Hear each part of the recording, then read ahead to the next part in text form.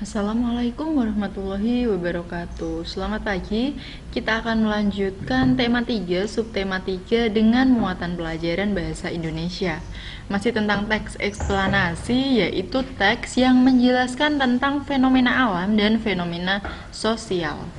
Dalam penulisan teks eksplanasi, pada umumnya menggunakan kosakata baku.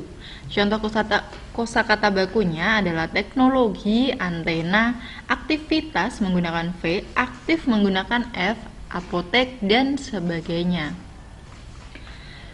Pada teks eksplanasi terdiri dari kalimat-kalimat yang efektif. Kalimat efektif sendiri, kalimat yang terdiri atas susunan kata yang sistematis dan menggunakan kata-kata baku.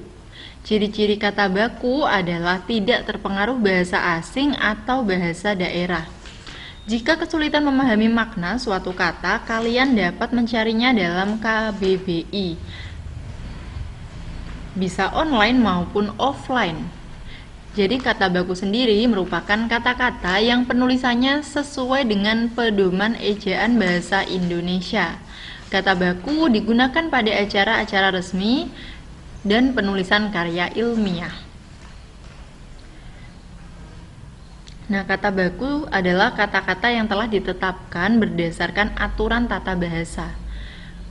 Pada kalimat efektif akan mempermudah penyampaian informasi dalam isi teks kepada para pembaca. Kalimat efektif harus memenuhi syarat-syarat, yaitu kalimat harus lengkap, logis, singkat, dan jelas. Kemudian lengkap artinya kalimat efektif sekurang-kurangnya harus memiliki unsur subjek dan predikat. Adapun unsur kalimat yang lengkap yaitu subjek, predikat, objek, dan keterangan. Ini sudah Bu Vera jelaskan pada pertemuan sebelumnya ya. Nah, selama ini di sekitar kita atau mungkin kita sendiri sering mengucapkan kata-kata yang ternyata tidak baku. Berikut adalah faktor-faktor munculnya kata tidak baku.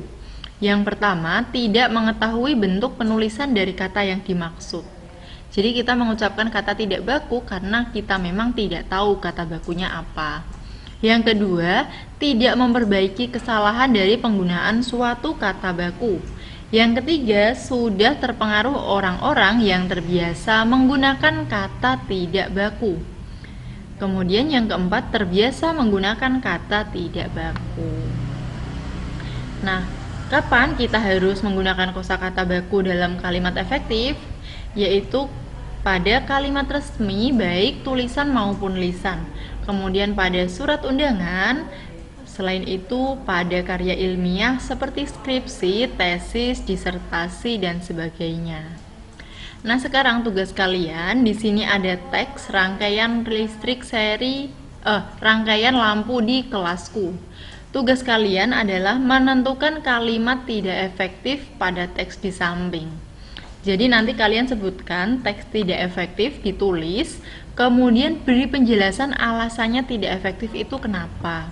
Silahkan ditulis di buku bahasa Indonesia dengan tulisan yang rapi dan tidak banyak coretan. Kemudian perhatikan juga penulisan huruf besar maupun huruf kecilnya. Sekian dari Bu Vera. Tetap jaga kesehatan, tetap semangat. Wassalamualaikum warahmatullahi wabarakatuh.